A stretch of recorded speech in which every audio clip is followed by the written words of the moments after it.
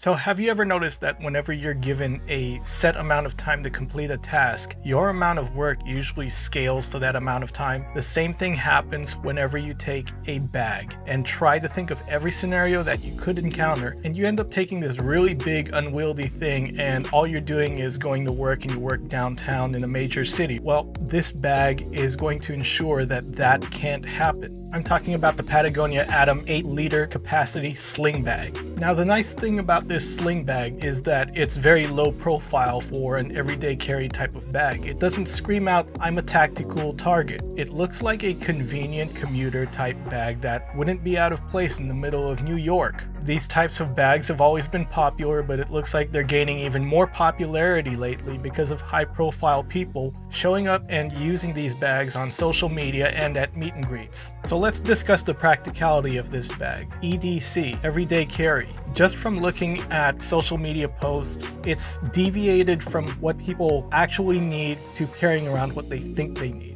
They think of all these different scenarios that can happen, as unlikely as they may be, and they will bring along items to ensure that should they encounter that scenario, they will be okay. There is a problem to that. The bigger your bag is, the more what ifs you start to think about. At the end of all these what ifs, you have a full rucksack, and you can go ahead and take a 7-day expedition by yourself. So let's talk about what makes this bag a good bag. First, it's lightweight. Young guys can carry things all day, every day, but all it takes when you're older is one bad vertebrae, and all of a sudden you go from being able to carry 2 times your body weight to maybe 1/10 of that. So the second is, because of its size, because it's a lightweight type bag, it's very hard to overpack. I can't stress that enough. If you're going into the city, you need to evaluate what you're carrying and why you're carrying it. A third benefit to this is that it's very comfortable because of the way that you can carry it. You can carry it at the front or you can sling it over your back. Either way, it's not going to be as hot as wearing a full-on backpack, and you're not going to have to play this left hand, right hand hot potato switch as if you're carrying a briefcase. Now here's a big bonus if you're an older guy. I know that the cool thing right now is everyone has a fanny pack, whereas once you hit a certain age, if you start wearing a fanny pack and you wear it properly, it just screams out firearm or heart medication.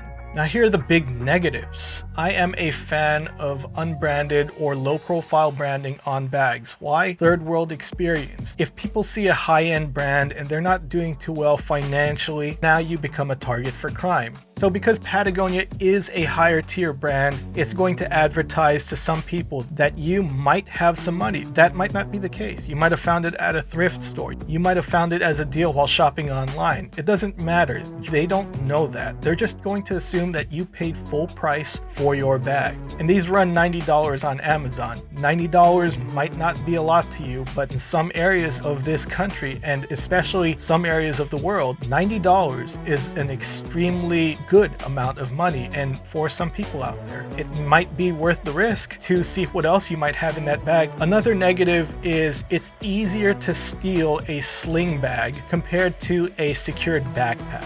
The sling is a single point attachment. All it takes is someone to lift it over your shoulder and run in the opposite direction. You should probably travel with the assumption that some areas that you walk through might not be the best. For some of you, this might not be a negative. It's not really a negative for me, but I can see how, because it's a lightweight bag, because of the materials used, made out of recycled plastics, that we're not sure exactly what the long-term durability of this bag is going to be. I don't know how hard you guys are on your bags, but I'm the type of guy that puts it right next to my seat, and I might kick it around by accident a few times during the day. I take things out on hikes just to see if they can make it through the day. And in the case of the strap on the front, the little pocket, the sides of this pocket are a mesh material that is definitely going to give way if it gets caught on something hard. Don't stick anything in there that might catch on the inside and poke its way through, like a pen or your keys.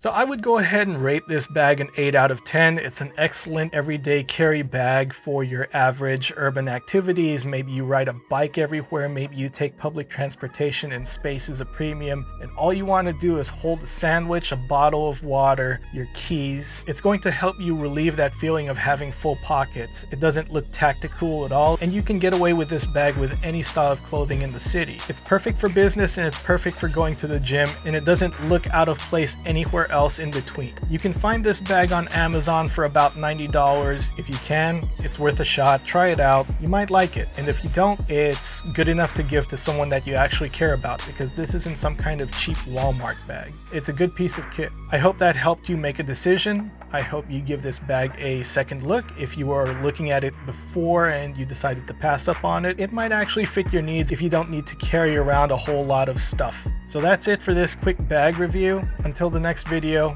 be good, stay safe, have a good one.